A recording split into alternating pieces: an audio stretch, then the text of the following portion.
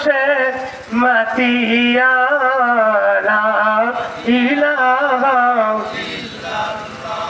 ও লা ইলাহা পিঠ পাপিয়া দোয়েল সেবা এলাম গাইতারা মাতোয়ারা লা ইলাহা লা ইলাহা ইল্লাল্লাহু মুহাম্মাদুর রাসূলুল্লাহ। জবান খুলে পড়ি সাল্লাল্লাহু আলাইহি ওয়াসাল্লাম। সম্মানিত সুধী, মুহাব্বতে লা ইলাহা তখন এটা পুড়ে গেছে লা ইলাহা ইল্লাল্লাহু মুহাম্মাদুর রাসূলুল্লাহ। সকলে জবান খুলে পড়ুন আবার সাল্লাল্লাহু আলাইহি সাল্লাম। সম্মানিত সুধী, আপনারা রজব মাস, রমজান মাস, শাবান মাসের ফজিলত আমরা এলাকার উলামায়ে কিরামের মুখ থেকে পুরা রমজান মসজিদের খুতবার পূর্বে আমরা শুনতে পারবো। আমি যে কোনো একটা টপিক নিয়ে আমি আপনাদের সামনে আসছি, একটা ছোট্ট বিষয়, সেই বিষয়টা আগেভাগে আলোকপাত করতে চাচ্ছি।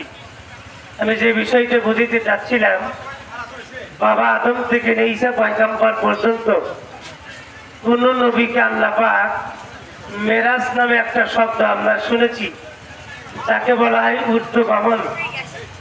আল্লাহ পাকের 7টা জাহান্নাম আর 8টা জান্নাত ইন্সপেকশন করানোর জন্য, ইন্সপেকশন ইংরেজি ভাষা, এর আবিধানিক অর্থ হলো পরিদর্শন করা, ভিজিট করা। নবীজি আপনি আসুন, আমি আল্লাহ আমার কুদরতি হাত দিয়ে 8টা জান্নাত বানাইছি, 7টা জাহান্নাম বানাইছি। আমি আল্লাহ পাক জান্নাত আর জাহান্নাম আপনি দিয়ে ভিজিট করাবো, আপনি একটু আসুন। বাবা আদম আলাইহিস সালাম থেকে নিয়ে ঈসা পয়গম্বর পর্যন্ত, মুসা আলাইহিস সালাম আল্লাহ পাকের সাথে কত লক্ষ লক্ষ বার কথা বলেছেন। মুসা নবীকে আল্লাহ পাক দেয় নাই। সুলাইমান পয়গম্বর তামাম পৃথিবীর বাদশা ছিলেন, সমস্ত মাখলুকাতের কথা সুলাইমান নবী বুঝতেন। ভাইজান, আমরা যারা আসি বসি, ভাইজান যা হয়েছে উপর থেকে ফয়সালা হাত দিয়ে বলতেছি, মেহরবানি করে বসুন। সবাই বসি ভাই, এভাবে কথা বললেও ওদের তানাসাদ নষ্ট হয়। সবাই আমরা আওয়াজ বন্ধ করি। জি মেহরবানি করে এসে বসে পড়ি ভাই।